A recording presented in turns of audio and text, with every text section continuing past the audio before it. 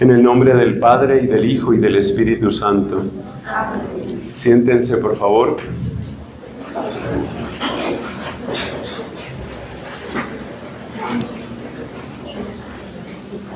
Con la ayuda del Señor vamos a tener esta reflexión sobre la normalización.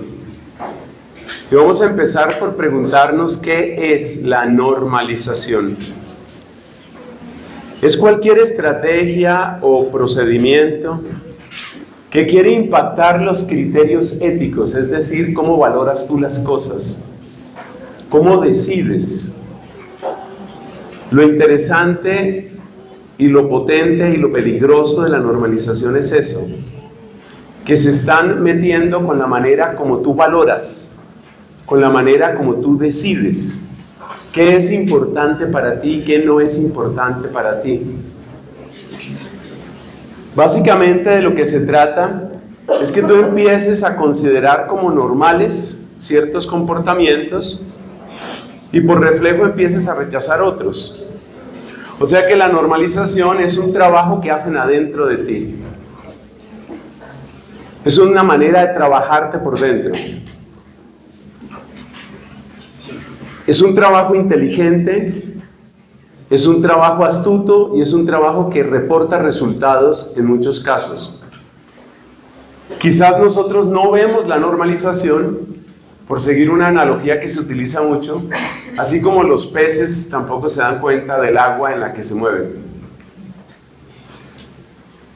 Normalización entonces es estrategia y procedimiento que quiere impactar tu criterio ético, y eso significa cómo valoras tú las cosas y qué clase de decisiones tomas. O sea que es básicamente un mecanismo de dominación. Cuando se aplica exitosamente, es decir, cuando se logra esto de la normalización, el resultado es que la gente acepta, empieza a aceptar lo que antes no aceptaba. Los que tenemos alguna edad hemos visto este procedimiento una y otra vez y nos damos cuenta que una y otra vez resulta exitoso. Por ejemplo, lograr que la gente esté de acuerdo que estén de acuerdo con el aborto, que estén de acuerdo con ideología de género, que estén de acuerdo. La idea es que estén de acuerdo. Que estén de acuerdo con la marihuana, que estén de acuerdo con la eutanasia, que estén de acuerdo. De lo que se trata es de que tú estés de acuerdo. Que tú no seas un obstáculo. Por eso nos preguntamos ¿para qué sirve la normalización? Sirve para varias cosas. Como les digo, es un mecanismo de dominación social muy fuerte que existe prácticamente en todas las sociedades. Luego vamos a hablar al final, por supuesto, de qué defensas o qué recursos tenemos. La normalización sirve fundamentalmente para anular tu capacidad de reacción, porque uno no reacciona frente a aquello que ya considera normal. Uno reacciona frente a lo que es extraño. En este momento es de noche, por ejemplo, aquí en Bogotá. Si de repente apareciera una luz intensísima en el cielo, por ejemplo, un meteorito muy grande que estuviera cayendo, pues yo creo que suspenderíamos la predicación y todos saldríamos a ver qué es lo que está pasando, porque es algo anormal. Pero, por ejemplo, que en Bogotá llovizne o llueva, pues eso no le extraña realmente a nadie, porque es bastante normal que aquí caiga un poquito de agua. Entonces, una vez que las cosas se vuelven normales, tú pierdes capacidad de reacción, ya no reaccionas. Y de eso es de lo que se trata, de frenar tu reacción. La normalización también desautoriza la oposición. ¿Qué significa desautorizar la oposición? Que el que no esté de acuerdo con lo que ahora se considera normal es el que empieza a verse como bicho raro. Entonces, si usted no está de acuerdo con la marihuana, usted es un bicho raro. Usted no está de acuerdo con la práctica homosexual, usted es un bicho raro. Usted no está de acuerdo con el yoga, es un bicho raro, usted es un tipo raro. Porque usted tendría que estar de acuerdo. Entonces queda automáticamente desautorizada la oposición. La normalización crea cohesión en torno a unas ideas. Como usted se da cuenta, todo esto es precisamente lo que le sirve pues a los que tienen grandes intereses de poder. En casos extremos, la normalización sirve para construir casos legales en contra de algunas personas. Es lo que estamos viendo, por ejemplo, en Nicaragua. La víctima más visible de lo que está pasando en Nicaragua es Monseñor Rolando Álvarez, a quien muchas veces hemos defendido en privado y en público. Lo estamos haciendo ahora mismo.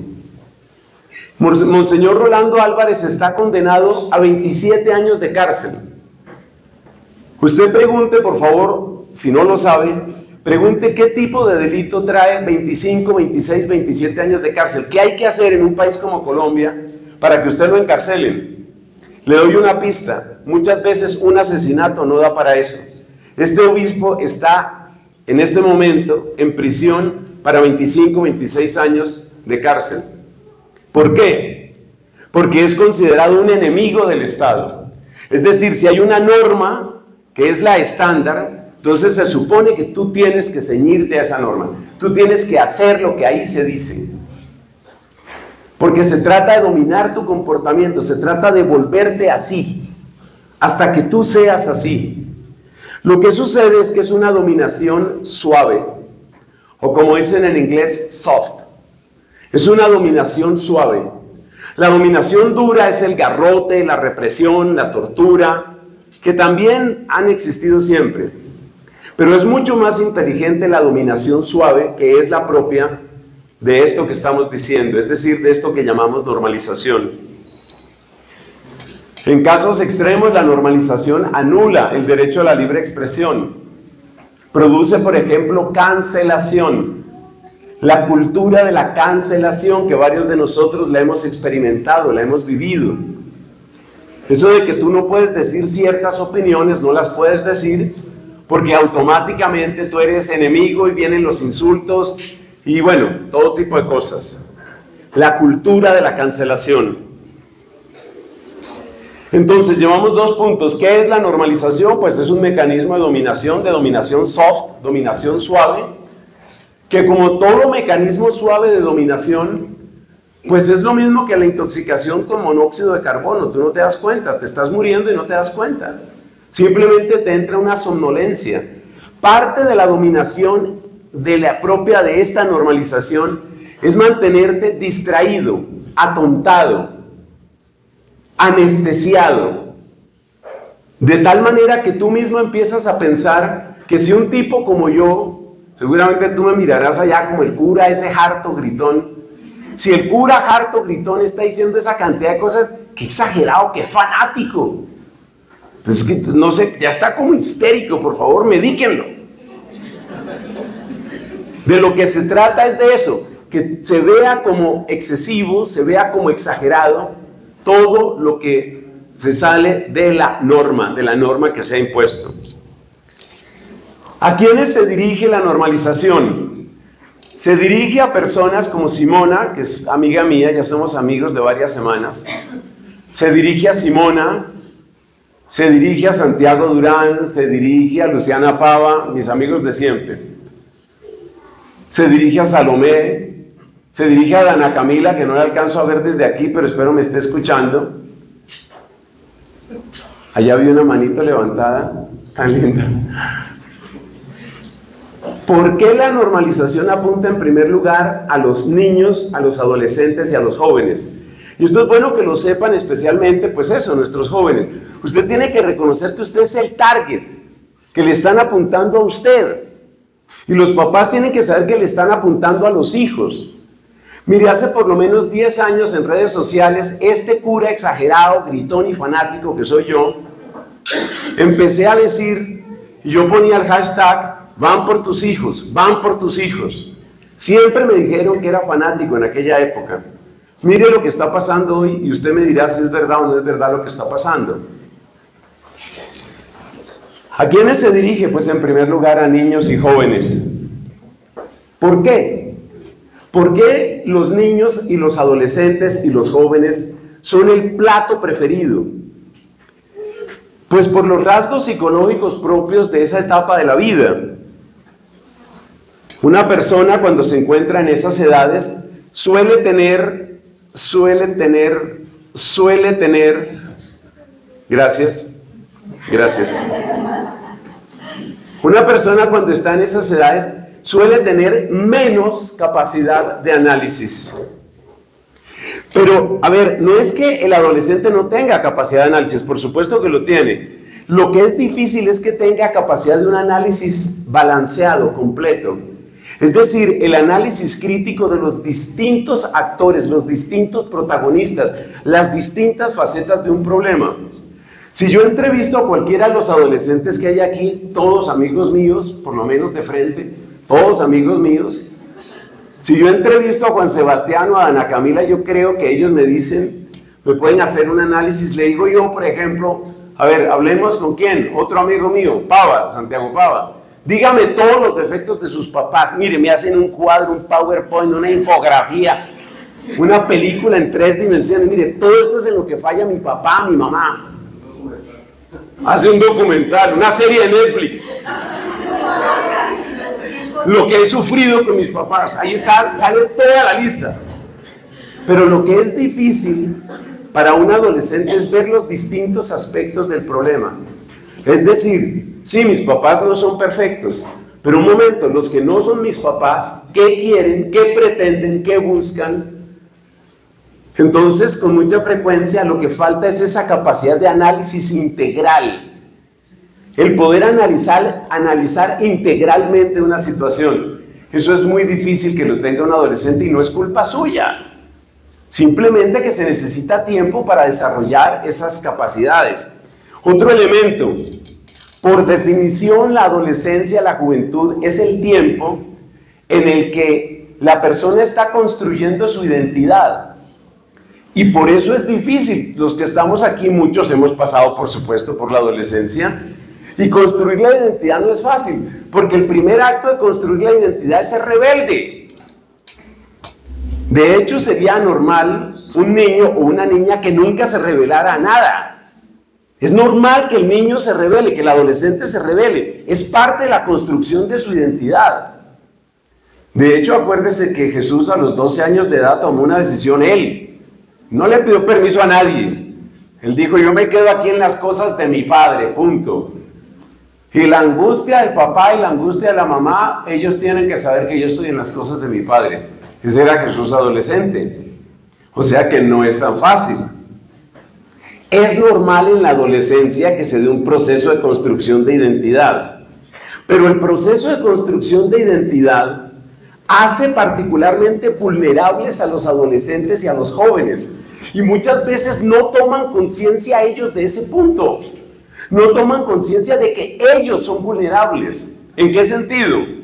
En que si usted se empieza a desconectar de su papá porque su papá no lo entiende, y usted se desconecta de su mamá porque su mamá solo sabe, como decimos en Colombia, cantaletear, es decir, está ahí con su discurso y solo sabe regañar, mi mamá solo regaña, mi papá no me entiende. Si usted se está desconectando de ellos, se lo entiendo porque usted es adolescente, usted tiene un poco de rebeldía. Pero tenga cuidado porque usted se desconecta de ellos y el problema no es tanto que se desconecta de ellos, sino a quién se apega. Es decir, quién se convierte en su nuevo papá. ¿Quién se convierte en su nuevo papá? ¿Quién se convierte en su nueva autoridad? Ese es el problema grave. Eso es lo que nos inquieta. Pero fundamentalmente la normalización va hacia los jóvenes porque es el tiempo en el que se están construyendo los hábitos que van a durar toda la vida. Cuando uno toma confianza, una persona le da ese regalo tan grande que todo sacerdote aprecia, que es el regalo de la confianza y de la sinceridad. Cuando una persona tiene esa confianza y sinceridad y te habla, normalmente te cuenta en qué momento empezaron sus problemas. ¿Cuándo empezó su adicción con la cocaína? No, yo no empecé por la cocaína. ¿Por dónde empezó? Empecé por la marihuana. ¿Y a qué edad empezó? Empezó a los 12, empezó a los 13, empezó a los 15. Y ahora quítese ese hábito. Entonces es muy importante para la normalización lograr que la gente se vuelva adicta, lograr que la gente adquiera los hábitos en la juventud, porque son los más difíciles de quitar.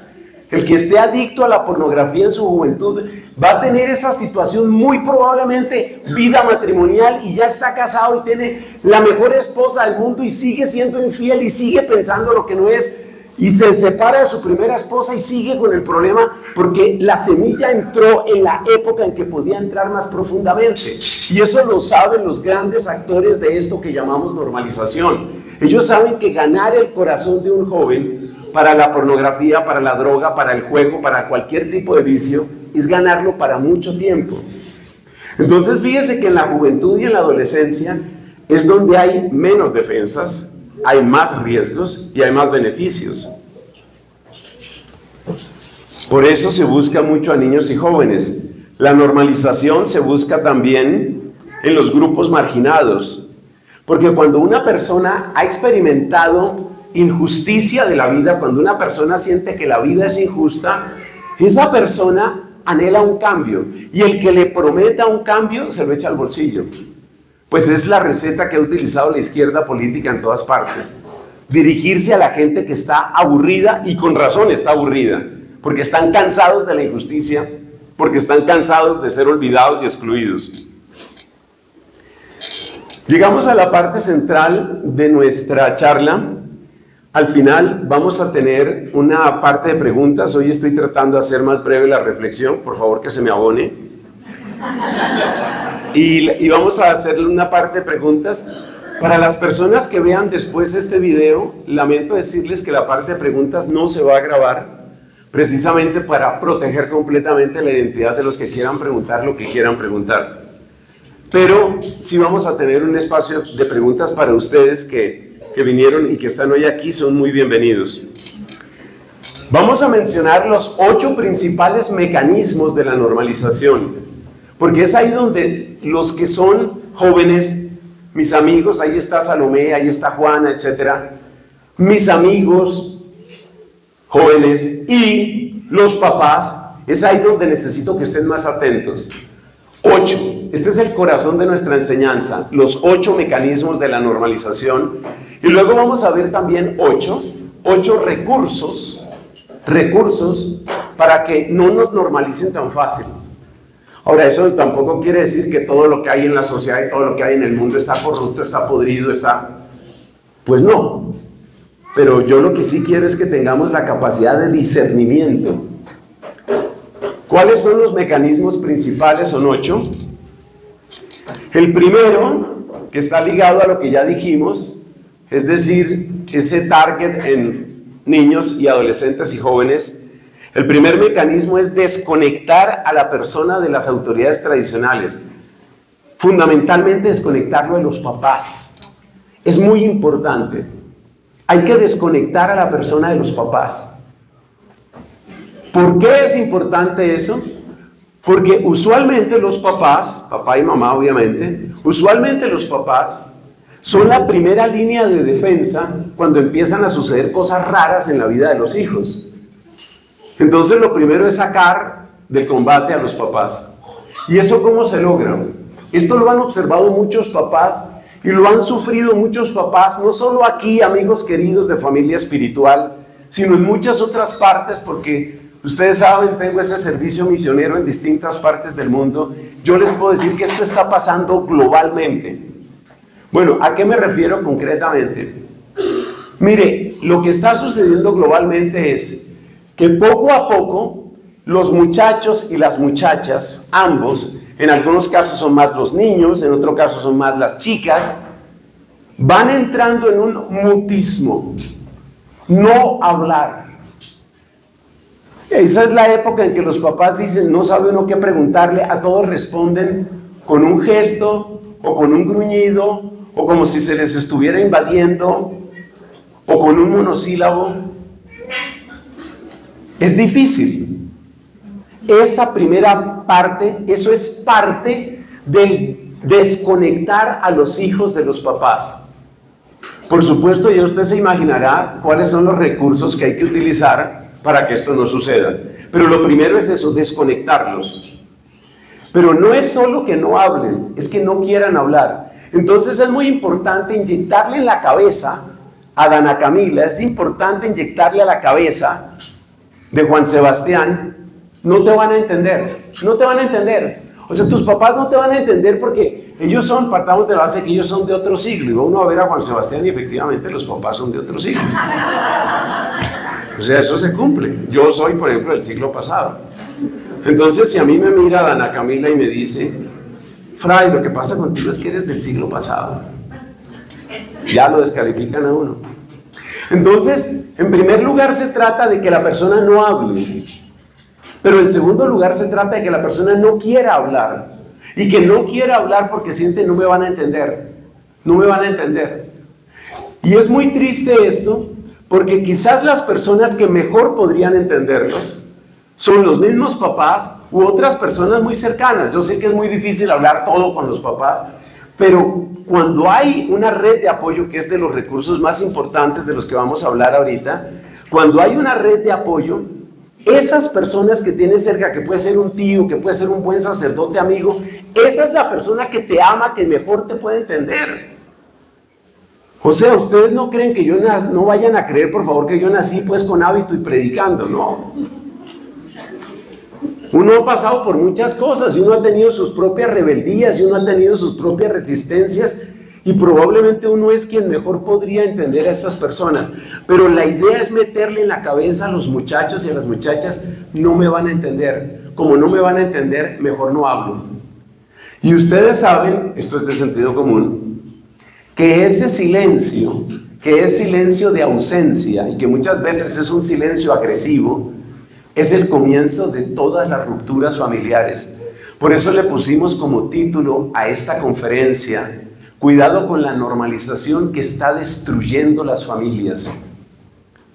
Usted rompa la comunicación entre dos esposos y eso acaba mal, eso acaba en agresión, eso acaba en divorcio, eso acaba en infidelidad, eso acaba mal.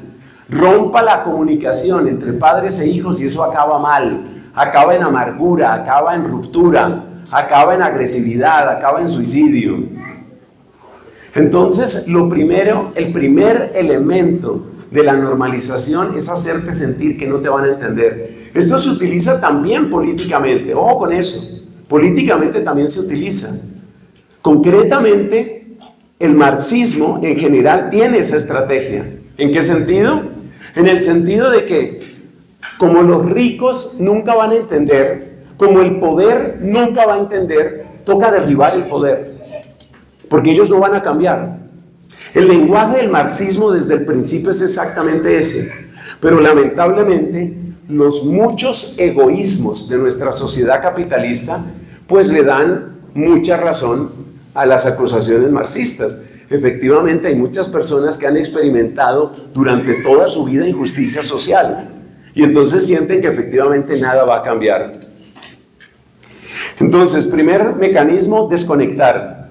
Que no hables con tu papá, que no hables con tu mamá, que no hables con las personas que serían tus autoridades tradicionales, pero fundamentalmente la desconexión con papá y mamá. Segundo, el segundo elemento, el segundo mecanismo para la normalización es lo que se llama la presión de grupo. La presión de grupo es la necesidad de ser parecido o incluso igual al grupo al que yo pertenezco. Y esto se nota muchísimo, pero muchísimo, y es una de las grandes presiones que tienen los muchachos y las muchachas cuando tratan de tomar una opción de fe, o cuando los papás quieren que tomen una opción de fe. O sea, hay un momento en el que el niño o la niña se da cuenta que él es el único tonto que un viernes por la noche está ahí rezando y cantando y oyendo unas predicaciones, porque el resto de la gente está en cosas super cool, super nice, son cosas emocionantes y yo aquí metido. Entonces ahí es donde todo se vuelve aburrido, es donde todo se vuelve complicado, es donde todo fastidia. Pero en el fondo lo que está sucediendo es esto que decimos aquí, es la presión de grupo, es el miedo terrible a ser diferente. Atención, hay unos cuantos jóvenes que logran dar el paso. De esto hablamos en una convivencia en familia espiritual, no sé si fue hace unos meses o ya hace más de un año, que era lo que en ese momento llamábamos masa crítica. Hay un momento en el que hay jóvenes que viviendo su juventud y siendo jóvenes enteramente normales, se dan cuenta, oiga, pero ¿yo por qué me tengo que dejar manipular? Y entonces empiezan a tomar una actitud valiente y empiezan a tomar una actitud de respuesta a la presión de grupo. Es decir, lo que le dijo Dios a un joven profeta llamado Jeremías, y está en el capítulo 1 del libro que lleva su nombre. Cuando Jeremías fue llamado por Dios, que es como cuando Santiago Pava fue llamado por Dios, cuando Jeremías fue llamado por Dios, Jeremías se sintió tan absolutamente solo, tan absolutamente aislado, tan absolutamente raro. Las ideas que le venían a él sobre Dios y sobre la alianza, como que no tenían nada que ver con el ambiente de corrupción generalizada en que estaba. Y entonces Jeremías se quejó ante Dios y le dijo: yo soy solo un muchacho.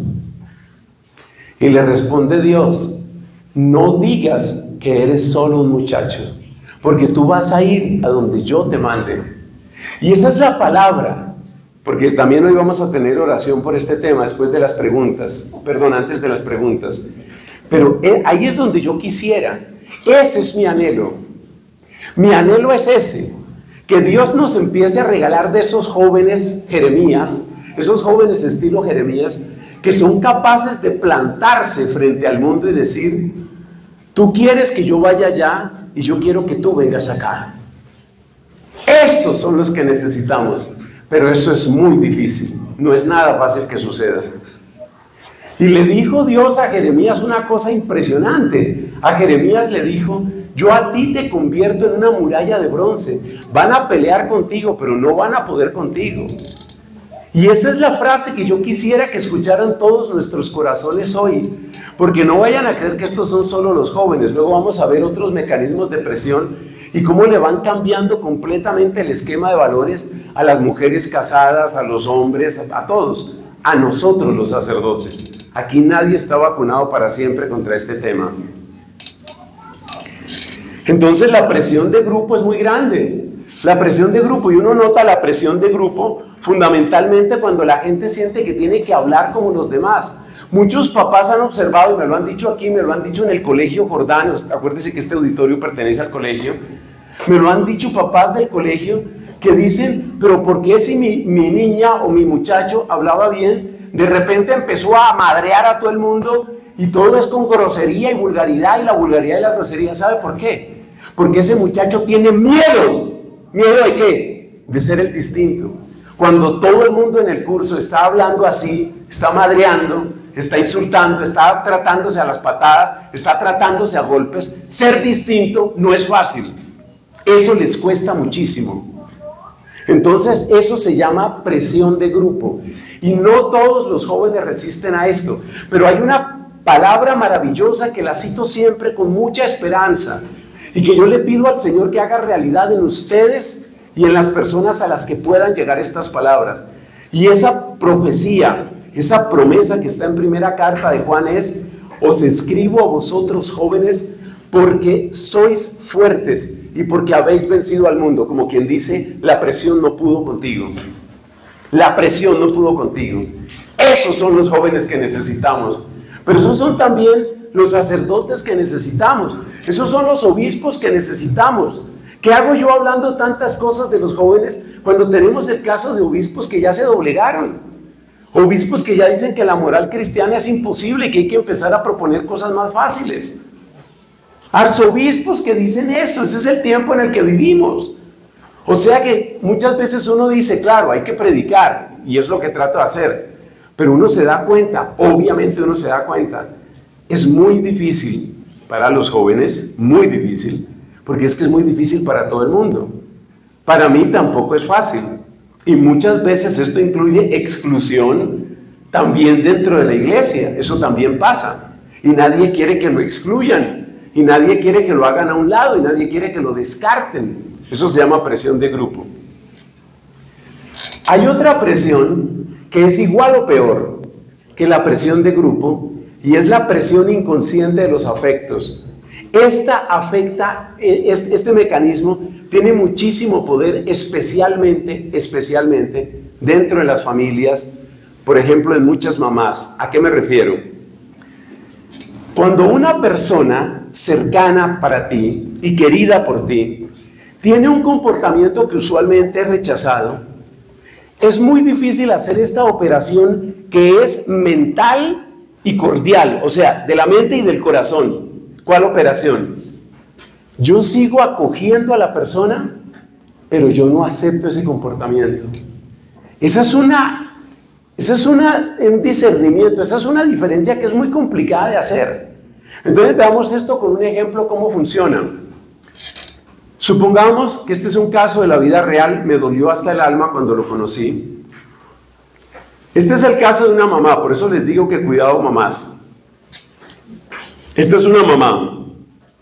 Y resulta que esta es una mamá súper provida. De esas mamás que van a la marcha por la vida, de esas mamás que ponen letreros de Unidos por la Vida en su perfil de Facebook, de esas mamás que tienen su pañoleta azul provida, que es la que se utiliza, por ejemplo, en este país, y así sucesivamente. Bueno, resulta que la hija de esta mamá queda en embarazo. ¿Y ahí qué se hace? Resulta que, como esa hija está becada en la universidad, como esa hija ya tiene cupo para una maestría en Francia, como esa hija ha sido un ejemplo de niña supercatólica en todas partes, y ahora es la niña embarazada. Para hacerles el cuento corto, pues básicamente la mamá mira un poco para el otro lado y la niña va y aborta. Es decir, el aborto es terrible, pero ya cuando es el aborto de mi hija, no, espérate, es que ya mi hija, es que hay que entender el drama de mi hija, o sea, lo que tuvo que sufrir mi hija, el dolor de mi hija. Hace poco llegó a mi convento una pareja, los amo intensamente, obviamente no puedo decir nombres, una pareja con esta característica. Esta señora, una joven señora, está embarazada, primer hijo, y resulta que empiezan a hacer los exámenes y tiene una cantidad de problemas genéticos gravísimos. En 3 o 4 ocasiones los médicos le dicen, aborte, aborte. Su niño viene mal, aborte. Su niño trae deformidades, aborte. Su niño quedó mal hecho, hagan la prueba con otro, aborte. Mate esto y más bien prepárese para el próximo. Más o menos ese era el consejo de los doctores de la República de Colombia, que están completamente vendidos a la causa del aborto. En mis tiempos en mis tiempos de juventud eso era impensable, pero eso ya existe ahora muy mayoritariamente. Yo lo había sabido en otros países. Incluso conocí un caso en Inglaterra en que el doctor le decía a la señora, yo le he advertido a usted que usted debería abortar. Si usted no va a abortar, fírmeme este papel, porque yo necesito que usted diga que yo sí le advertí, porque usted no me va a demandar después a mí cuando vea que el niño le nació mal. Así está el mundo. Entonces, ¿qué pasa? Que la señora que rechaza el aborto así en bloque y en abstracto, cuando ya es el embarazo de mi hija, a veces las cosas cambian. Ahí a veces las cosas cambian. Entonces yo he visto que a mucha gente le cambia la brújula moral, es decir, le cambia la manera de valorar las cosas cuando ya no es analizar el problema en abstracto. Por ejemplo, ya conocí un caso de eutanasia o de suicidio asistido. Y básicamente la persona que me lo contaba, igualmente eso me rompió el alma, la persona que me lo contaba me lo ponía en estos términos. Pues es que mi tía estaba en unos grados de sufrimiento, una cosa demencial. Y más o menos me echaba toda una historia así pues conmovedora, con voz quebrada y abundante moco, para decirme, en síntesis, que ella aprobaba que la tía se hubiera suicidado. Suicidio asistido, que la tía se hubiera suicidado. Ustedes saben que eso está legal aquí en Colombia. Entonces mi tía se suicidó, claro, ella no lo llama así, ¿no? Tratará de darle el nombre más bonito, ¿no? Mi tía pues buscó el descanso, trató de descansar, no me acuerdo qué eufemismo utilizó. Entonces date cuenta, muchas veces lo que le cambia la brújula moral a las personas es esto. En los jóvenes cuando más sucede, o lo que se da con más frecuencia es con los amigos o los compañeros. Ya me he encontrado con el caso, mi mejor amigo es gay y tiene su novio, dice un muchacho. Mi mejor amigo es gay y tiene su novio. Entonces, como es mi mejor amigo, yo no lo voy a dejar de querer. Y pues sí, él tiene su opción, pero pues ese es él y es respetable. Ahí empieza la cosa. Es decir, te cambiaron la brújula moral por el hecho de que la persona implicada es tu amigo, es tu compañero de clase. Es muy difícil encontrar hoy personas, muy difícil encontrar personas que hayan pasado por ese tipo de testimonios cercanos, de experiencias cercanas. Entre sus 15 y 25 años son las edades que yo noto como más vulnerables en esto, y son las edades en las que la brújula moral se les vuelve una locura, porque empiezan a encontrarse, por ejemplo, que una compañera de colegio es bellísima persona, es maravillosa, es la mejor amiga, es súper alegre, además pues es muy linda, no sé, es como encantadora, y ella es atea. Entonces pues no debe ser tan malo ser ateo. O tengo un compañero que es un gran deportista o que es un gran artista y él fuma marihuana y yo veo que la marihuana no le ha hecho nada malo a él. Entonces ahí es donde le cambia la brújula moral a las personas. Es uno de los mecanismos más potentes para cambiarle la brújula moral, para cambiarle la manera de valorar y de decidir a las personas. Y por supuesto, si la chica que está viendo que su mejor amiga es atea, pero además es que es lindísima, se sabe maquillar, o sea, las cosas que las niñas aprecian en las otras niñas, es lindísima, es simpatiquísima, es líder, se sabe maquillar, tiene novio cada que quiere y lo bota cada que quiere. Que esa es la imagen de éxito que tienen muchas chicas, que se pueda conseguir el hombre que sea y lo pueda votar cuando quieran. Esa es exitosa. Y esa que es así súper exitosa, esa atea, pues entonces, ¿qué hace uno rezando tanto? Es que es tanta rezadera, ¿para qué tanto rezar? Eso no sirve. Este es un desafío muy grande. Y si la persona está pasando por esto y no habla, y cada vez que le preguntan, ¿y cómo te fue en el colegio? Bien. Y trata de sacarle otra palabra, pero bien de como, ya, bien, normal. ¿Qué significa normal? Cuando tu hijo te diga normal, significa, me normalizaron, mamá, ya. Estoy normalizado. Ya, mamá, no canse, mamá, no canse. No canse, normal, normal. Es muy difícil, pero es posible vencer esa presión. La presión afectiva, sobre todo, es muy difícil. Yo he tenido gente tan cerca a mi corazón, en grupos, en mi familia, gente tan cerquita a mi corazón, y yo les he visto cambiar los criterios. Finalmente, entre la presión de grupo y la presión afectiva, no aguantaron. Y empiezan a probar distintas cosas. Cuarto mecanismo, llevábamos 3, ¿no? El primer mecanismo era desconectar de los papás, el segundo mecanismo es la presión de grupo, el tercer mecanismo es la presión afectiva. Cuarto, las celebridades. Para muchos de nosotros adultos, esos personajes nos dan a veces curiosidad, a veces nos dan fastidio y a veces nos dan lástima. Yo, por ejemplo, cada que veo uno de esos grupos que salen por todas partes, los grupos de K-pop, los grupos de Korean pop, o sea, el rock coreano que tiene un impacto mundial en muchísima gente y particularmente muchos jóvenes, yo miro a todos esos, sobre todo a los muchachos que además tienen la piel perfecta, súper maquillados, no sé qué, súper afeminados, pero ¿usted por qué se va a meter con eso? Déjelo. Él verá cómo se cuida la piel. No todo el mundo tiene que ser feo como usted.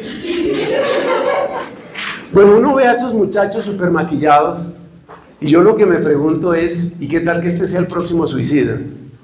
Por favor, averigüen porcentaje de suicidios en Corea. Y una gran parte de los suicidas son de esas celebridades. Pero los jóvenes no ven eso. Simplemente se murió qué pesar, era tan lindo, es decir, hasta el cadáver quedó tierno, fue un cadáver tan tierno, quedó todo tierno. Súper tierno el cadáver. Las celebridades impactan mucho. ¿Por qué? Porque especialmente en la juventud, uno está buscando qué es lo que quiere ser.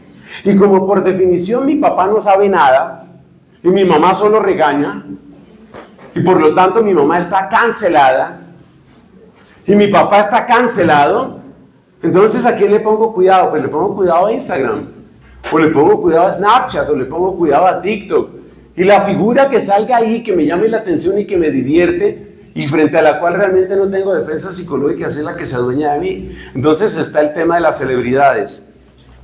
Quinto, las nuevas figuras de autoridad. Esto tiene mucho que ver con el lugar donde uno estudia. Como varios de los jóvenes aquí presentes me han honrado con su confianza, y yo les agradezco esto porque yo he aprendido mucho de ustedes, y créanme que lo que yo aprendo aquí trato de brindarlo de alguna manera también a otras partes donde voy. Miren con lo que se enfrentan muchos jóvenes. Yo voy a dar el ejemplo con un estudiante de Derecho. Me gusta ese ejemplo. Supongamos un muchacho que quiere estudiar Derecho. Por supuesto, tiene su profesor, sus profesores. Supongamos que uno de esos profesores tiene una actitud de permanente burla y desprecio y resentimiento, y no le sale sino estiércol por la boca cada vez que habla de la iglesia. Y los curas son todos unos desgraciados, unos corruptos, unos interesados. Y no hay peor época en la historia de la humanidad que la Edad Media, porque en esa época, acuérdense que no se pensaba. En esa época nadie pensaba, no es que había que hacer lo que dijera el monje, el abad, el cura. Y ese es el profesor que tiene este muchacho. Pero fíjese la psicología por la que, para que ustedes vean lo que están sufriendo nuestros muchachos en muchas partes. Entonces resulta que usted está en clase y ahí está su profesor burlándose. O sea, yo no les voy a repetir aquí las blasfemias, el asco que sale por esas bocas, no lo voy a repetir aquí obviamente. Pero imagínese que usted está ahí en su clase y usted sabe que usted tiene que pasar Derecho Penal 2, usted tiene que pasar Derecho Romano, y el de Derecho Romano o el que sea no hace sino hablar porquería y no le sale sino estiércol por esa boca cada vez que habla de la fe, pero usted tiene que pasar con esa persona.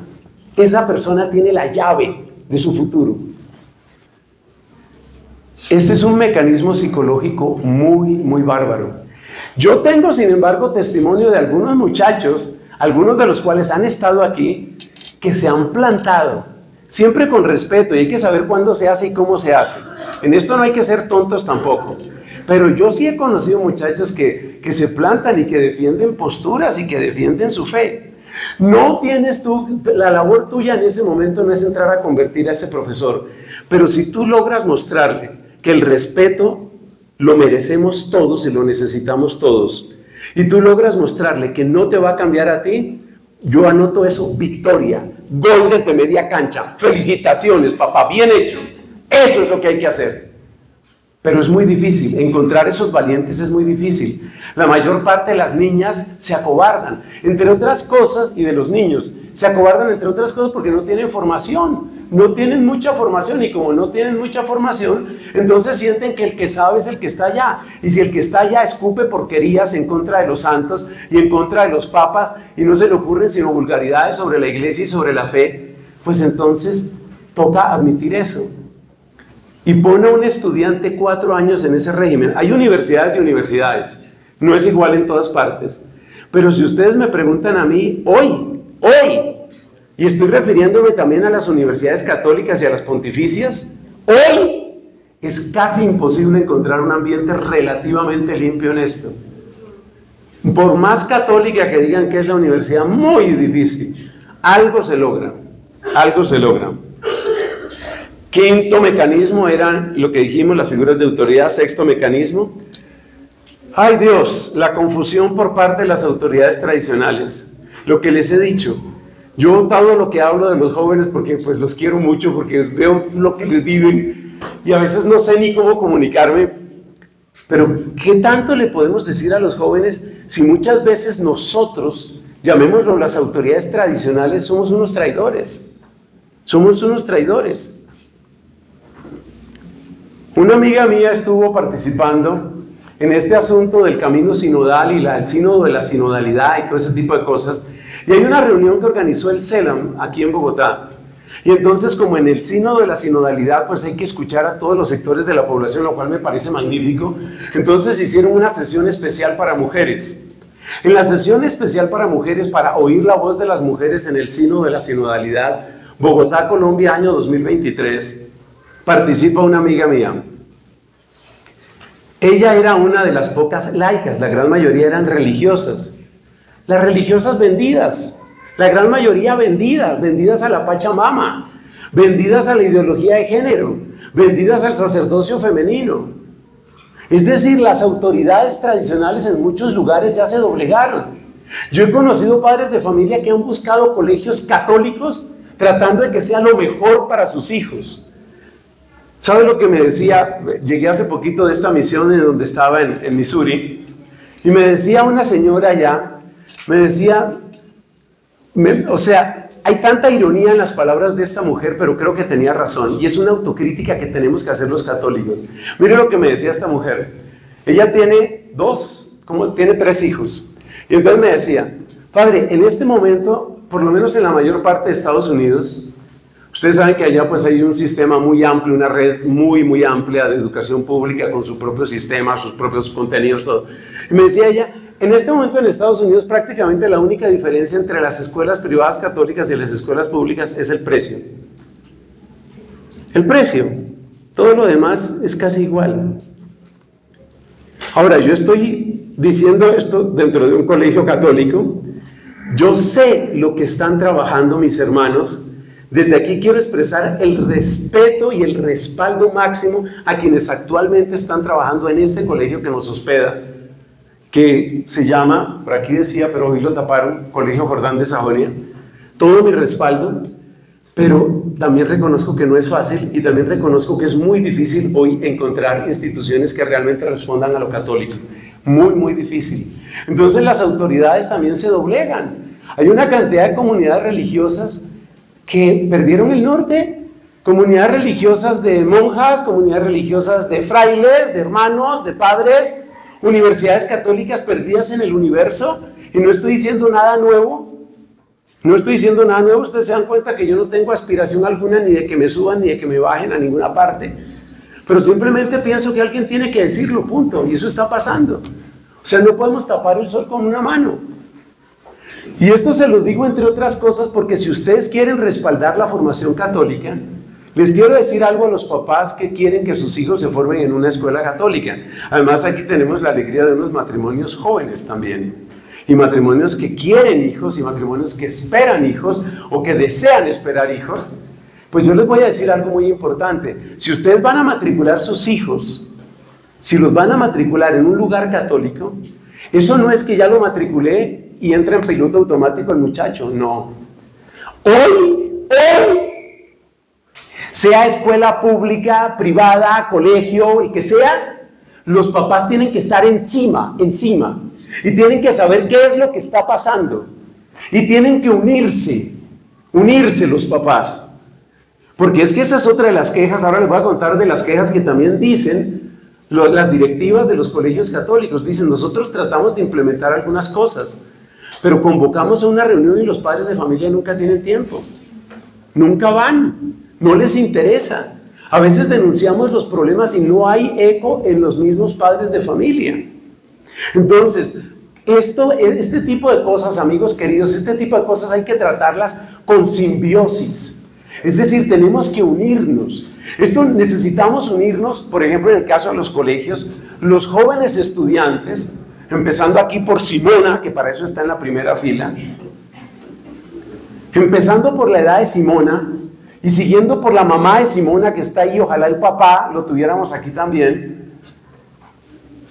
Esto hay que unir, estudiantes, padres de familia, profesores, directivas, aquí tenemos que entrar todos.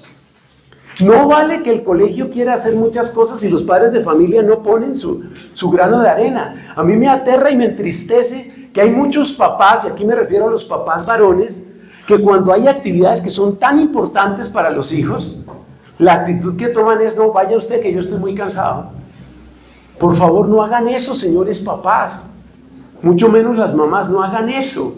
Estar ahí, los contactos que usted haga con otros padres de familia son vitales, aunque solo sea por eso, vaya, hágase presente. Y si ese día no puede venir a familia espiritual, excusado, tranquilo, no hay problema. Si ese es el motivo. Entonces hay confusión de parte de las autoridades tradicionales. tenemos un problema serio que ya muchos han denunciado, yo también, pero yo soy solo una voz más, con el tema este de la misericordia. Estamos vaciados con el tema de la misericordia, porque la misericordia se ha convertido casi como en una carta blanca para que todo el mundo haga lo que quiere. Ese no es el Evangelio de Cristo. La primera palabra que dice Cristo es convertíos y creed la buena nueva. Cristo nos llama a conversión, o como dice mi frase tan repetida, perdón que la vuelva a repetir aquí, Cristo me acepta como soy, pero no me deja donde estoy. Ese sí es Cristo, ese sí es Cristo. Séptimo, mecanismo de normalización impresionante, el bombardeo de la publicidad. ¿Para qué se bombardea una ciudad en la guerra? Primero para debilitarla y luego para conquistarla. Eso es lo mismo que hacen. Mire, el otro día vi en Twitter un mosaico con los logos, eran algo así como de 50 empresas. ¿Pero qué empresas? O sea, ahí no estaba tía Pepita. Las empresas eran Pfizer, ¿y cómo se llama esta donde trabaja aquel amigo? Unilever, ¿no? Y Johnson y todos ellos. Cada uno de ellos cambia su logo en este mes en el que estamos, porque es el mes del orgullo. O sea, cuando te inyectan la bandera multicolor esa, por todas partes, cuando te obligan, como me contaba un miembro aquí de Familia Espiritual, que los correos institucionales de él tenían que salir con esa bandera porque es una opción institucional. Cuando te encuentras con eso por todas partes, llega un momento en el que no considerar eso como normal te vuelve a ti una persona anormal. Entonces el raro eres tú. No hay que explicar mucho más a eso y terminamos el último mecanismo y pasamos a los recursos. El último mecanismo es el marco legal. Esa fue una estrellada tenaz que yo tuve en España. Yo eso ya lo he contado otras veces. En alguna ocasión en España, en algún grupo, tuvimos una actividad pública, es decir, con entrada realmente de mucha gente, no solo de grupos de oración ni de la iglesia. Después de la conferencia, que ya se imaginarán, pues, qué significa hablar de estos temas en España, después de la conferencia, se acerca una muchacha, más o menos como en actitud de ¿tú qué vas a saber de esto? Entonces yo pues iba a pasar a argumentarle lo que uno argumenta de manera clásica en el tema del aborto. Por ejemplo, cosas que todos sabemos como que el ADN de la criatura es distinto del ADN de la mamá, cosas elementales de ciencia. Entonces la chica no estaba en modo discusión, mucho menos discutir con un latinoamericano, ya sabes, ¿no? Entonces ella no estaba en modo discusión y entonces me dice, mira, aquí ya es legal, yo no voy a discutir eso. Aquí ya es legal. Muchos jóvenes crecen con la horrible confusión de que si es legal, es decir, si ya se reunieron los diputados o los congresistas o los que sean y dijeron que es legal, ya está. Si ya la Cámara de Representantes dijo que se puede fumar marihuana, ya está. Si ya nos dijeron que se va a aumentar el número de casinos, ya está. Es decir, la confusión entre lo legal y lo correcto es una confusión que hace mucho daño y que empuja en la dirección de lo que hemos llamado normalización. Terminemos hablando de los recursos. Frente a todo esto hay recursos, claro que hay recursos, y son muchos, y son poderosos. Y nosotros, lo primero, y esto quiero decirlo, lo primero que tenemos que quitarnos de la cabeza, y esto por favor que me lo oigan todos y me lo oigan claramente, quitémonos esa actitud de derrota. Quítate de la cabeza esa actitud de derrota, esa actitud de que no hay nada que hacer, de que ya se perdió todo, de que ya definitivamente ya esto se quedó así.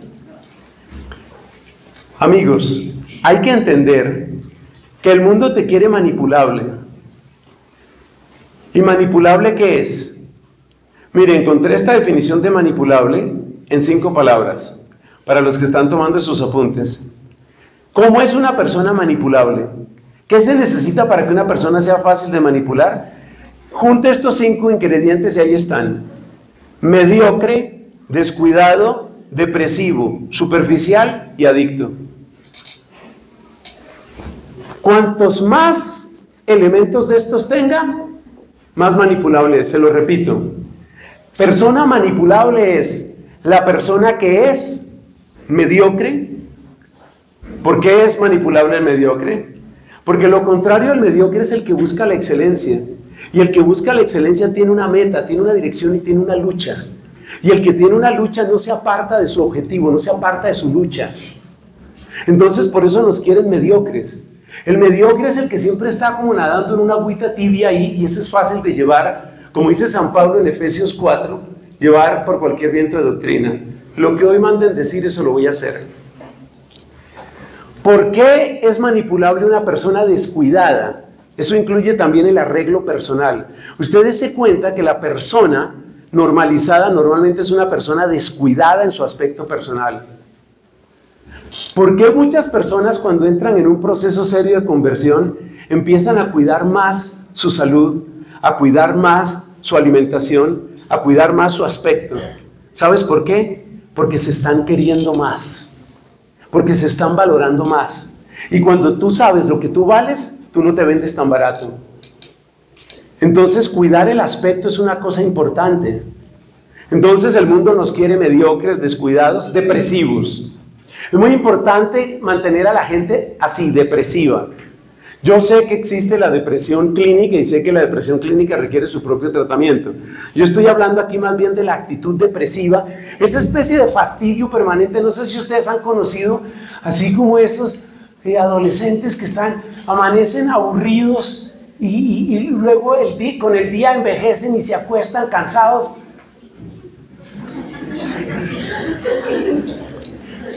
Hermanos, ¿por qué es importante? ¿Por qué te quieren depresivo?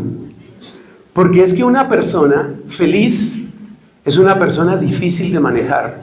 El ejemplo que siempre doy es el del matrimonio. Usted imagínese una señora casada que se siente feliz.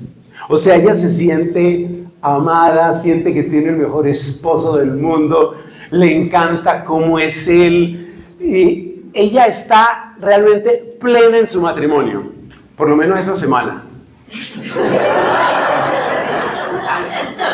Ella está así plena en su matrimonio.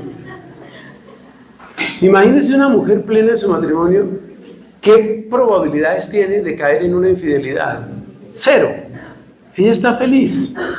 Pero si ella se siente atacada, menospreciada, minusvalorada, no escuchada, no quiere decir que automáticamente vaya a caer en algo, pero reconozcamos que puede estar en mayor tentación. Lo mismo pasa con el sacerdote, exactamente lo mismo. Si usted ve un sacerdote que es neurótico, que siempre está descontento, que siempre está hablando mal del obispo, que siempre está diciendo la gente no colabora, este templo como que se va a caer, esto aquí no funciona, ninguna iniciativa le sirve, ese tipo está en peligro. Así de sencillo, ese tipo está en peligro. Y un esposo que no se siente amado, escuchado, apoyado, somos iguales todos los seres humanos en eso. Entonces por eso el mundo nos quiere depresivos, porque cuando nosotros nos volvemos así depresivos, cuando nosotros nos volvemos así como tristones, el que está tristón siempre tratará de buscar algún consuelo. Por ejemplo, un aguardientico doble.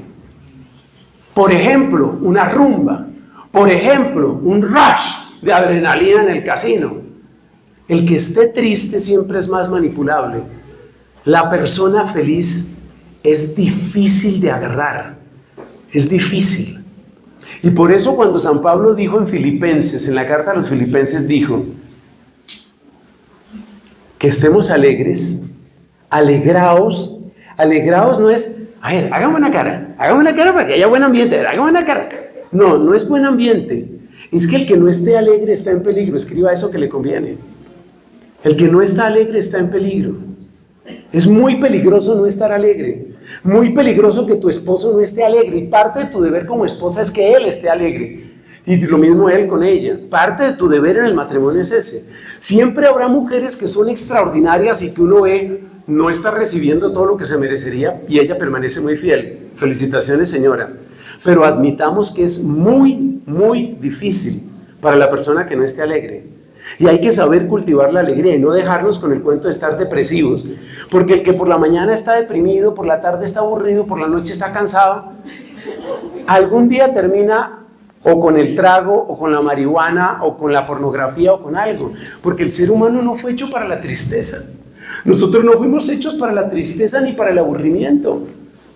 Alegraos en el Señor, es importantísima la alegría, Pero te digo una cosa que no la vamos a desarrollar hoy, por supuesto.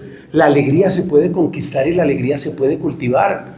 Cuando tú ves en Hechos de los Apóstoles capítulo 16, que estaban encarcelados en lo profundo del calabozo, esa historia la hemos contado N veces, estaban ahí Pablo y Silas, después de que les dieron una paliza, después de que los condenaron y justamente estaban ahí en lo profundo del calabozo, oiga, y estaban cantando. Parece que esa noche fue que nació eso de vamos a bendecir al Señor, como que fue esa noche que nació ahí. O sea, esta gente cantando alabanzas en la cárcel, en una cárcel injusta después de una paliza. La alegría se puede cultivar. Óiganme esto, muchachos, porque es que una de las cosas que les enseña el mundo a ustedes es que la alegría tiene que venir de fuera. Y hay que aprender a cultivar la alegría desde dentro. Y les voy a contar una historia de jóvenes campesinos colombianos que me dieron una lección impresionante hace más de 30 años. Fui yo para una pequeña misión a Exeomo, ese antiguo monasterio que queda a 14 kilómetros de Villa de Leyva.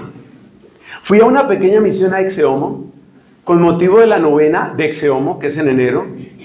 Y resulta que cuando llegó la parte de los cantos no era saque el minidisc, que era lo que había en esa época, ni saque la grabadora. ¿Sabe lo que sacaban los muchachos? Su requinto y su guitarra. Eran ellos los que hacían la música. Pero es que cada vez el mundo quiere que seamos consumidores de alegría. Porque el que es consumidor de alegría es esclavo, es dependiente del mercado y tiene que estar pagando cuotas. ¿Se han dado cuenta que ahora todo es con cuota? Y si usted paga la cuota mensual, le sale más caro. Mejor pague de una vez la cuota anual. En todo nos quieren cobrar la cuota. Entonces la gente paga cuota para que le llegue el YouTube Music, o le paga cuota a Apple para guardar las canciones, o le paga cuotas, pague y pague cuota. Los benditos jóvenes campesinos, y eran muchachos de la edad suya, señor. Ya me va a ver casi, ya casi me ve. Es usted. Son de la edad suya. Y tocaban la guitarra y animaban la fiesta ellos. Ellos hacían la fiesta. O sea, tocaban los bongoes, así como toca esta niña Jimena Pineda aquí. Ellos tocaban los bongoes y el otro tenía una maraca y una guitarra que estaba un poquito mal afinada, pero él la tocaba muy bien. Pero es que el mundo quiere que nosotros seamos consumidores y quiere que todo lo resolvamos con tap, con clic y con play. Y la felicidad entonces viene toda enlatada. Nos quieren esclavos. ¿Sabe que eso se ha metido incluso en las comunidades religiosas? Yo ya he contado la historia de una comunidad. Yo estaba ofreciéndole retiros a una comunidad de hermanas y cuando llegaba el momento del santo, play. Santo, santo, santo. Ahí cantaba la grabadora. Ahí algunas de ellas más o menos cantaban. Llegó el cordero, obviamente stop. Llegó el cordero. Cordero de Dios. Entonces yo dije, ¿qué hago? A mí por dentro, como al profeta Elías, a mí me ardía. Entonces a la siguiente misa llegué con la homilía grabada. Santo remedio. Es que estamos en la etapa del clic, el tap, el play. Y nos quieren así, nos quieren consumidores. Y quieren que seamos depresivos. Y quieren que nosotros seamos así, gente. Y esa es la cara que hacen muchos muchachos con los papás. Papá, diviérteme. Mamá, estoy aburrido. Yo hago memoria, mire, yo sé que ustedes dirán que el tipo se pone como ejemplo y todo eso, pero yo hago memoria, y yo sé que yo soy un pecador, ya lo he dicho muchas veces. Yo no me acuerdo haberle dicho nunca, pero nunca es nunca. Usted pregúntale a mis hermanos, los que conocen aquí a mis hermanos, yo no me acuerdo haberle dicho nunca, ni a mi papá ni a mi mamá, estoy aburrido. Yo no sé, entonces era que yo era un niño raro, yo no me aburría. A mí hubo un profesor que me dijo muy claramente, no se aburra. Y no se me caló eso. Me caló profundamente. Bueno, el mundo nos quiere superficiales y sobre todo nos quiere adictos. Entonces, ¿cuál es el primer recurso? El primer recurso es lo que dijo el Papa, pero todo el mundo se lo entendió mal, en la Asamblea de la Juventud allá en Río de Janeiro, recién empezado su pontificado. ¿Qué dijo el Papa? Rebélense, hagan lío, no se contenten con lo que les da el mundo, no sean conformistas, no sean adictos, no sean mediocres, hagan lío. Entonces el primer recurso es ese, pero este recurso no se puede inyectar, lo tienes que descubrir tú mismo. Tienes que descubrir tú mismo tu rebeldía, tu fuerza de rebeldía. Hasta que tú te puedas rebelar, hasta que tú puedas decir, ¿y por qué me van a manejar, caray? ¿Por qué? ¿Yo por qué me voy a dejar? Entonces me manipulan y me manosean y hacen conmigo lo que quieran. Y el ejemplo que a veces les doy en predicaciones con jóvenes es ese. Entonces yo les hago estas cuentas y les digo, a ver, usted por ejemplo, señorita, si alguien se acerca y pretende tocarla a usted en sus partes, ¿usted se deja? ¡Claro que no, padre! ¿Cómo se le ocurre? Si usted no se deja manosear su cuerpo, y está muy bien que no se deje manosear, ¿por qué se deja manosear su mente? ¿Por qué se deja manosear su corazón? ¿Por qué?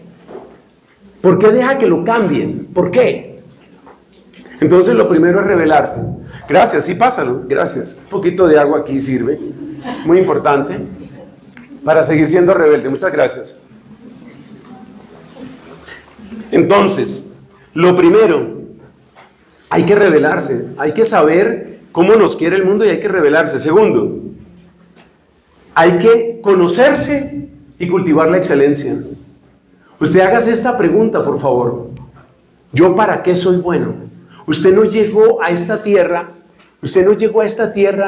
como un estorbo. Nadie es estorbo, nadie. O como decía hermosamente un predicador, usted vale mucho porque Dios no hace basura. Conozca cuál es su talento y cultive la excelencia. Cultive la excelencia. ¿Cultivar la excelencia qué es? En eso que usted es bueno, avance. En esas cualidades que usted tiene, que usted las tiene, encuéntrelas y cultívelas. Acuérdese que cuanto más esté usted cultivando la excelencia, menos lo manejan. Es muy difícil manejar a una persona que tiene una ruta. En mi caso, ya ustedes saben, yo era sapo, era nerd.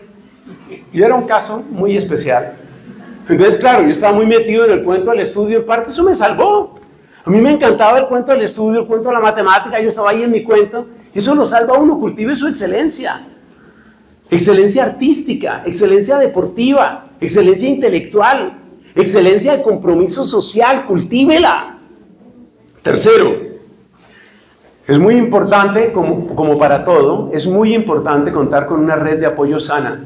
Cultive las buenas amistades. Por favor, no dejen de hacerse esta pregunta, amados jóvenes, no dejen de preguntarse, ¿esta persona a dónde me quiere llevar? Si yo tuviera que poner una sola frase, sobre todo para mis amigos jóvenes, una sola frase de esta predicación, yo pondría esa sola aquí grande. Este amigo, esta amiga, este novio, esta novia, ¿a dónde me quiere llevar? Esto es muy importante que se lo pregunten. Por ejemplo, una muchacha que tenga su novio tiene que preguntarse eso. ¿Este tipo a dónde me quiere llevar? ¿Me quiere llevar a la cama por unos años y luego me despacha? ¿Me quiere llevar al altar y se va a casar conmigo para toda la vida? ¿A dónde me quiere llevar? Esa pregunta salva vidas. ¿A dónde me quiere llevar este amigo? Usted tiene un amigo que es así simpatiquísimo y es interesantísimo y el tipo se pega unas drogadas así impresionantes. ¿A dónde me quiere llevar? ¿A dónde me quiere llevar? Pregúntese eso. Entonces hay que depurar la red afectiva y la red de apoyo que usted tiene. Depúrela, cuídela. Y por supuesto los papás cuiden eso. Pues es que esto casi que no habría que enseñárselo a los papás, pero es bueno recordarlo. De manera natural los papás siempre están pendientes, bueno, a ver quién es el que le habla al oído a mi hija, quién es el que le está hablando a mi hijo. Es lo normal de ser papá o de ser mamá. Cuarto, cultiven un sentido crítico amplio. Sentido crítico amplio es que su papá no es el superhéroe que usted se imaginaba, su mamá no es la Mujer Maravilla, pero aplíquele los mismos criterios críticos a todo lo demás. A su profesor, el que vive burlándose de la iglesia, a su compañero de colegio que madrea a todo el mundo, aplíquele los mismos criterios. Aplique un criterio crítico pero amplio, por favor. Yo no les voy a pedir a los jóvenes, nunca les voy a pedir que sean dóciles y que sean así tontos con todo el mundo, no señor. Yo prefiero que sean actitud crítica, pero crítica con todo el mundo. Crítica con todo el mundo. Porque es que hay gente que es muy crítica con los gobiernos que hubo, y entonces llega un nuevo gobierno y este sí no se puede criticar. No, críticos con todo el mundo. Si vamos a criticar a todos, y eso es importante. Quinto, cultiva los buenos hábitos, ten tus propios ritmos, que no te cambien fácilmente tus rutinas. Atención, no te dejes cambiar tus rutinas tan fácilmente. Tú tienes tus buenos hábitos. Es impresionante cómo los grandes maestros de vida espiritual siempre hablaron de esto. Yo estoy pensando, por ejemplo, en un San Ignacio de Loyola, cómo el fruto que quiere San Ignacio de Loyola cuando una persona hace retiros espirituales, que él los llamaba ejercicios. Los ejercicios espirituales de San Ignacio son ejercicios de un mes, los propios, los auténticos, son de un mes. Y lo que quiere San Ignacio es que cuando termina el mes de ejercicios espirituales, tú sales con una ruta, con un objetivo y con unos hábitos. Es que si no hay hábitos formados, cualquiera te maneja la vida. El que te maneja el horario te maneja la vida. Escribe eso por ahí en alguna parte. Se nos está acabando el tiempo, por favor escriba eso. El que te maneja el horario te maneja la vida. Por eso hay que tenerle miedo a esa gente que le acapara a uno todo el tiempo. Yo por eso les digo a los novios y a las novias, les digo, mire, yo sé que a ti te encanta pasar tiempo con ella, pero ella no puede ser la dueña de todo tu horario. A ti te fascina estar con él, pero él no puede ser el dueño de todo tu horario, porque eso tampoco va a funcionar así en el matrimonio. Y si el noviazgo de ustedes no va para matrimonio, pregúntate para dónde te está llevando ese señor o esa señora. Sexto, hay que practicar el examen de conciencia. ¿Qué es lo primero que dejan los jóvenes en proceso de normalización? La confesión. ¿Qué es lo segundo que dejan? La Eucaristía. Donde usted no vea confesión, donde usted no vea Eucaristía, por favor, señal roja, señal roja. Donde no hay examen de conciencia, gravísimo, gravísimo, gravísimo. Séptimo, mantén el diálogo abierto. Es que con mi papá no se puede, es que usted no conoce a mi papá, es que mi papá no sabe sino gritar, no sabe sino regañar, mi papá no sabe sino insultar, mi mamá no sabe sino regañar, mi mamá siempre repite lo mismo. Yo sé que usted tiene esos descontentos con su mamá, en parte lo entiendo. Es más, yo no quisiera tampoco ser hijo de su mamá. En parte se lo entiendo. Pero yo tampoco sé si usted hubiera querido ser hijo de mi mamá. Porque todo hay que decirlo. Otro día les cuento cómo era mi mamá. Esas son historias muy simpáticas de cómo era mi mamá. Aquí hay gente que la conoció. Entonces hay que mantener el diálogo abierto. Así sea para quejarse. Quéjese si tiene que quejarse. Presente argumentos, presente razones, pero mantenga el diálogo abierto. Y entre las parejas mantengan el diálogo abierto, no impuesto. Porque hay gente que uno le dice mantenga el diálogo abierto. Entonces llegan a la casa a hacerle un interrogatorio. De aquí a las 3 de la mañana usted me va a aclarar si me quiere o no me quiere. ¿Por qué me quiere? ¿Desde cuándo me quiere? ¿A quién más ha querido? ¿Por qué ha querido? No hagan eso, no hagan eso. Mantengan el diálogo abierto, abierto. Y por último, adquieran compromisos reales de servicio. Eso es lo que, por ejemplo, nosotros queremos hacer aquí en Familia Espiritual con el tema de nuestros ministerios. Mantengan compromisos de servicio.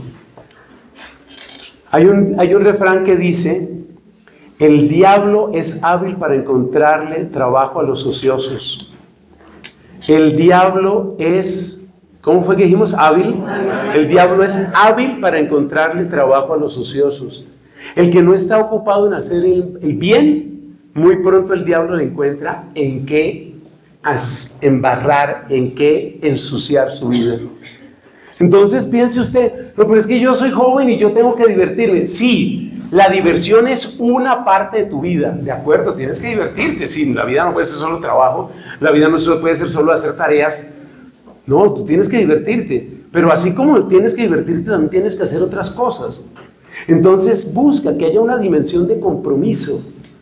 Es muy peligroso criar a los jóvenes con la idea de que todos se lo merecen, y todos se lo merecen, y todos se lo merecen. El que vive con la idea de que todo se lo merece, después todo lo exige y nada le satisface. No se puede mantener a los jóvenes con la idea de que todo se lo merecen. Eso no es así. Entonces sí hay recursos que podemos utilizar, pero quiero volver al primero de ellos porque para mí es el más importante. Y el primero de ellos es tu propia rebeldía. Aprende a rebelarte tú mismo. Aprende a decir, si yo no dejo que me manoseen mi cuerpo, ¿por qué voy a dejar que me manoseen mi corazón y que me manoseen mi mente y me manoseen mis principios? Yo me voy a mantener firme. No es fácil, pero es una gran victoria. Y además hay una cosa, aunque el mundo, como decimos así, hablando en general, aunque el mundo de tantas maneras quiere manipularnos y manosearnos, en el fondo los grandes líderes son las personas que no se dejaron manosear. Esas son las personas que realmente tienen vocación de liderazgo. Y créeme que la sociedad, y en particular nuestra Iglesia Católica, necesitan verdaderos líderes. En las religiosas, en las consagradas, en los consagrados, en los sacerdotes y en todos ustedes, amigos laicos. Antes de la doxología, quiero invitarles a que nos pongamos de pies para hacer una pequeña oración. Vamos a hacer una pequeña oración. Vamos a pedirle a Dios. Vamos a pedirle a Dios. Señor Jesucristo, que dijiste en tu oración al Padre Celestial, no te pido que los saques del mundo, sino que los preserves del mal. Señor Jesucristo, yo que soy un pecador, yo quiero hacer mías tus palabras. Y quiero que cada padre de familia que está aquí, que ya es papá o mamá, o que va a hacerlo, yo quiero que cada uno en su corazón lo diga, pensando en sus hijos, en los que ya tiene o en los que quiere tener. Con todo amor, con todo amor. Allá en el silencio de tu corazón, dile eso a Cristo. Yo no te pido que los saques del mundo, sino que los preserves del mal. Catalina vio, ya eso me lo han oído tantas veces, vio cómo el mal era como un río que quería llevarse a toda la gente, el famoso río cenagoso, impetuoso, que quiere arrastrarnos a todos. Esa es la normalización de la que estamos hablando aquí. Catalina vio ese río. Necesitamos subirnos al puente que es Jesucristo para dejar de normalizar las cosas, para tener la vitamina interior, para tener la fuerza interior, para decir no, yo no me voy a comer. Ese bocado envenenado no me lo voy a comer. Señor, no te pido que los saques del mundo, sino que los preserves del mal. Yo sé, Señor Jesús, con cuánto esfuerzo han venido muchos de los que están aquí presentes. Sé que han tenido que renunciar a cosas, a otros programas, a otras propuestas. Han tenido que renunciar. Han tenido que renunciar. Han hecho un esfuerzo para estar aquí después de una semana complicada. Bendícelos, yo te pido. Bendícelos, bendice sus corazones y bendice sus familias. Que el Señor esté con ustedes. La bendición de Dios, Padre, Hijo y Espíritu Santo, descienda y permanezca siempre.